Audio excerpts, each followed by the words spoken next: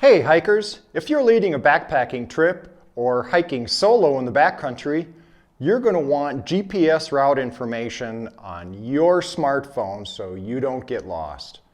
I've been creating GPS backpacking routes since 2008 when I used my Garmin eTrex to hike Minnesota's border route, which is totally unsigned, unblazed, and is crisscrossed by dozens of canoe portages, making map and compass navigation really challenging. Very few people use a dedicated GPS anymore. It's too expensive, and the screen is way too small. Like everyone else, I've switched to using my smartphone. I use two smartphone apps. I use GaiaGPS, which is the main topic of this video, but I also use Guthook. They both have their place. You should consider using Guthook if you're hiking trails that are on the supported list. Guthook only supports their routes that they've created within the app, and you pay for them by the route, okay? But with Guthook, you just pick the section of the trail you want to hike, you download the offline maps, and you're off and rocking. You've got everything you need on Guthook. It isn't free though. You pay by the trail. For instance, I bought the Arizona and the Colorado trail subscriptions because those are both trails I do at least once a year. For GaiaGPS, we'll cover three methods in increasing order of work required, and which one is right for you is going to depend upon what kind of resources you have for the route you want to hike. First of all, if you have a track that you found on a website somewhere, a GPS track, I'll show you how to download it and plug it into GaiaGPS and use. The second method we're going to look at is if you don't have a GPS track available, but there's a route available on the GaiaGPS topo map. In that case, it's really easy to digitize your route right off of Gaia. The third method, which is the most work, and which is what I had to use for my Garmin, is to digitize off a paper map or some other human readable source your particular route. And that's a lot of work, very painstaking, but for some backcountry areas it might be all you have available, so that's what you got to do. So without further ado, here we go, making a GaiaGPS route for your hikes. Okay, our first scenario is where you have gone out to the web and you have found yourself a track that you want to download. For instance, one of the hikes on my bucket list is Oregon's Timberline Trail around Mount Hood. I have not hiked that yet. I've been meaning to for a couple years. And maybe I want to download the track. So I just Googled GPX track Timberline Trail, and up popped up this website, which just happens to have the ability to download a track. So there I go. And now you can see this has gone down to my downloads folder. Now I'm on a Mac. If you're on Windows, this will be very similar. It goes into a different folder. I don't recall off the top of my head where Windows stores its downloads, but that's where it goes. So I now have my Timberline Trail that is downloaded. Another good source, if you're hiking the Desert Southwest Hike Arizona website, is arguably the best hiker's website in the United States out there. It's got tremendous number of hikes out there with great technical descriptions and GPS tracks and trip reports and pictures and just all kinds of stuff. In fact, I used the track here from the Hike Arizona site for the video I did on Circlestone. So let's go ahead and download the Circlestone GPX file. So there we go. We want GPX, which is the kind of the universal source. And now you can see we've got the GPX for Circlestone downloaded. So now let's go ahead and get them into Gaia. There's a couple ways to do that. We could drag and drop using the Finder, but let's just go to the tracks here and upload a new track file and select file. And there's my Timberline Trail in my downloads folder. I'll select that and open it. And there it is. One important thing to do is this thing down here, save one item. Let's go ahead and make sure that's checked up here and then click on save one item. So now I have imported that one item, and now I can go back to tracks and I can see the Timberline Trail in my list of tracks. And here it is.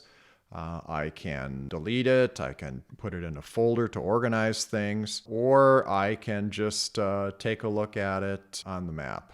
One of the nice things about Gaia GPS is it stores all of your information, your tracks, your routes, and everything in the cloud. So in a few moments, this will be available on my iPhone. Let's go have a look and see what that looks like. All right, let's go ahead. Here's my iPhone. It's an iPhone 11 Pro. I can bring up Gaia GPS, and I can see my last sync was about a few minutes ago. Let's go ahead and sync my account. What that will do is that will download any new items such as tracks from the cloud. So now we'll go to saved, and sure enough, there it is right there, the Timberline Trail. So I can bring up that track and just bring it up, show on main map. And there we are. I'm all ready to navigate using my downloaded track and Gaia GPS. Second method, which is a little more work, but allows a little more customization, is to use the built-in trails that are marked in Gaia GPS to digitize a route. Here we're back at Mount Hood again, and you can see the blue and the red trails. The red is the PCT, and the blue is the Timberline Trail that goes around Mount Hood. Already on the map. These are not from my GPS track. These are on certain of the maps, so the Outdoors map, the Gaia Topo map, both have potentially slightly different versions of some of the trails. You can see some of the trails here on the Gaia Topo map, which seems to have some problems here, by the way. So we're going to use the Outdoors map this time because that appears to have the best set of trails. Now this is different than something like the All Trails app where it has all the metadata on the trail, you know, the distance and elevation, blah, blah, blah. All Gaia has in it is the actual points that actually has the trace or track of the trail on one of their maps. And you may have to look at a couple of the different map overlays before you find one that works for you. But these are built in and they're getting better and better over time. Now, if you want, you can just download this map to your phone and go ahead and use it as is. If you just want to head out to the field and you got a pretty good idea of where you're going and you just want to follow the trail, that's really all you need to do. But if you do that, you have to make decisions on the fly. For instance, at this juncture right here, you would have to decide whether to go left or right. And maybe you want to set that up front. Or maybe you want the statistics of your trek. You want the actual distance, the elevation, gain and loss, etc. And in order to get that within Gaia, you need to create a route. And if you're using the GaiaGPS.com, the website app, it makes this digitization process pretty straightforward. We just use the little icon over here on the left that says Create Route. It's two dots with a line between them. So if we click on that, it starts up this untitled route, and we can just click somewhere on the trail and put in a couple points, and you can see Gaia actually creates the route with great detail from the trail that's actually on this particular map. So I just have to give it enough data points so it knows where to go. Maybe I want to take the low route over here, so I'll select that route and then come back around here and finally end up back where I started. So let's go ahead and save this. And you can see in a couple places, for reasons I don't fully understand, it must have had a couple options and it actually went off of the main route. There must be another trail over here within the database, an alternate route that it took. But I can go in now and hit edit over in this left-hand panel, and I can grab these various segments and move them onto the trail here. And I can scroll and pan and zoom and so on in order to get this right. So now I've corrected it so I have the exact route that I want here. And you can see it gives me a nice elevation profile, distance of 38 miles, ascent of just under 12,000 feet. All this good stuff is now available to me because I actually have a route here. Okay, so I can go open the details page and here it is, and I can download the data if I wish, or delete it, or organize it into a folder. But the good news is, once again, this is actually stored in the cloud, and as soon as I sync, this route will be replicated to my smartphone where I can use it for navigation. So there you go. There's the second method of creating a route using Gaia GPS, which is to digitize using the trails on the Gaia GPS maps to create a custom route. So just to prove to you that it did show up here, so now I'm back in my iPhone, and let's go to settings, and then let's make sure that we've synced everything up here. We're going ahead and syncing, and then we will go back to our saved. There's a little up in the upper left-hand corner here, you can filter which saved items you want. And now I'm just looking at routes, and there's our untitled route with all the information on it, all ready to go. Last but not least, I'm going to speak briefly about digitizing from paper maps or other sources of hints for where the trail might be on the Gaia GPS map. This is pretty rare. Maybe if you're going to a very remote area or you're bushwhacking, you might need to do something like this. It used to be more common. For instance, the example I'll use here is in 2008 when I did the border route. There was not an official border route GPS route available, so I had to create my own. As it turns out, mine became the official Forest Service GPS route, but I had to digitize mine off of some paper maps like I'm showing here on the screen right now. So basically what you do is you go in and you match up what you have within Gaia GPS in terms of geographic features, like the route around Gogebic Lake over here. And you just put in a few waypoints here and there, just so you have a rough idea of what the route is.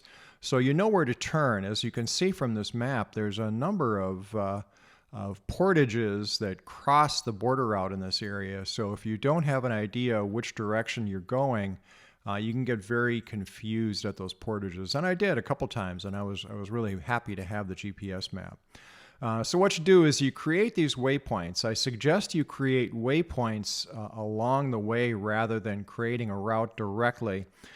Because the route making process is a little bit on the error-prone side using Gaia. I would create the waypoints so you have them and you're sure you have them. And then when you get all done digitizing your route, creating those waypoints wherever there's an important geographic feature, you go in and you just connect the dots using the routing tool. and that gives you your route just like it did in the second method. I'm not going to demonstrate the step-by-step within Gaia as to how to create that. It's pretty simple. You just create a bunch of waypoints and then create a route that connects the dots.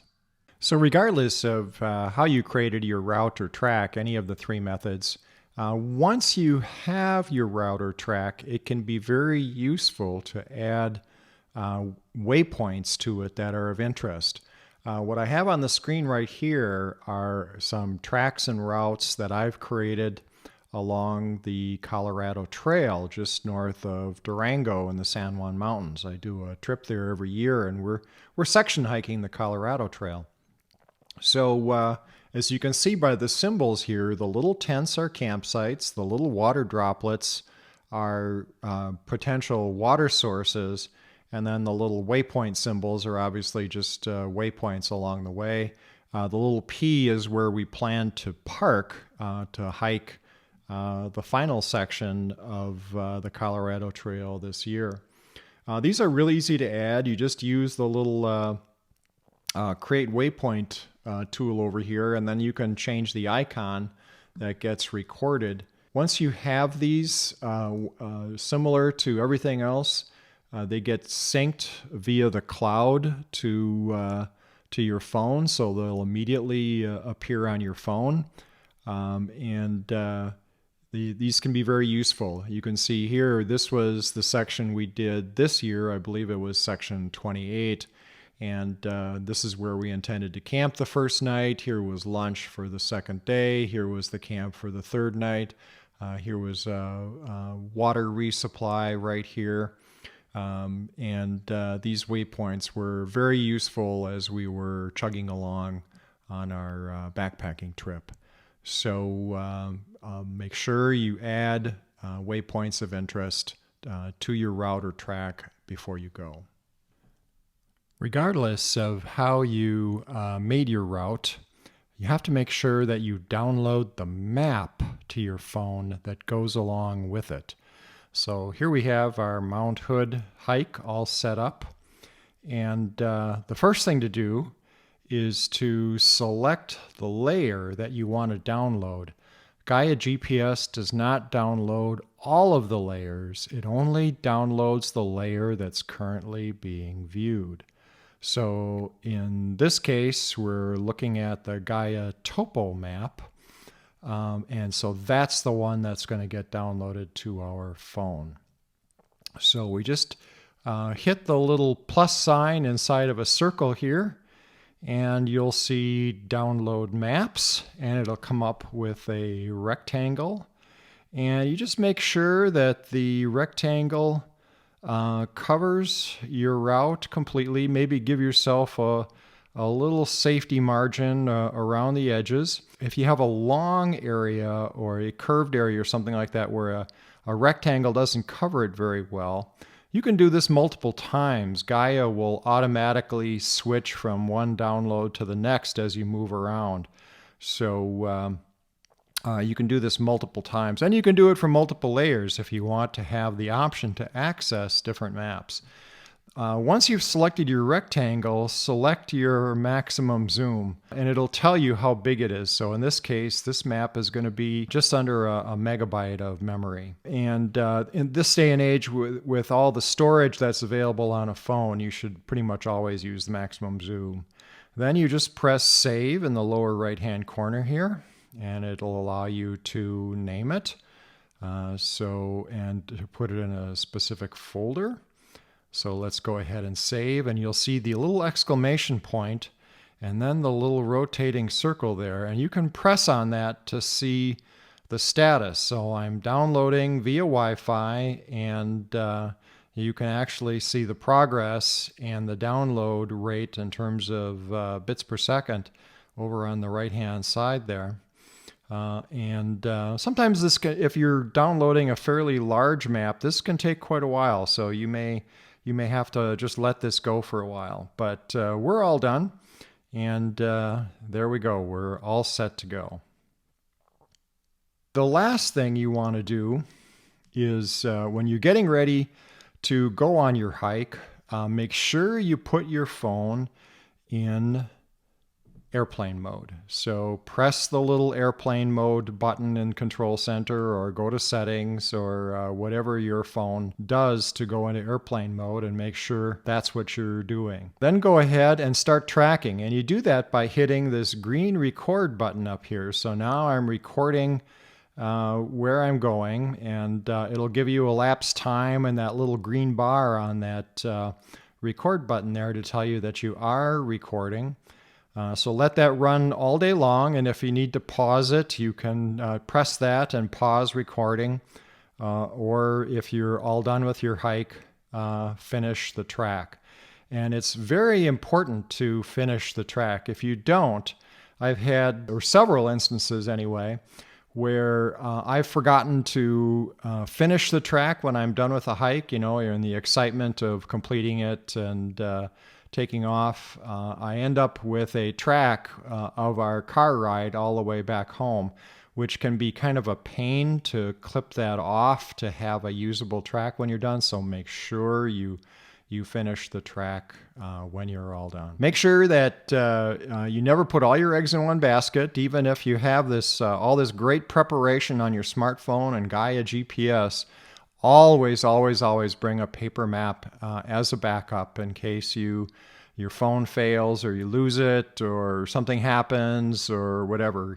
It's a very small weight penalty to bring a paper map, and it can certainly save your butt. So that's it. Thanks a lot for watching. Close the gate. Or was it open? It was open.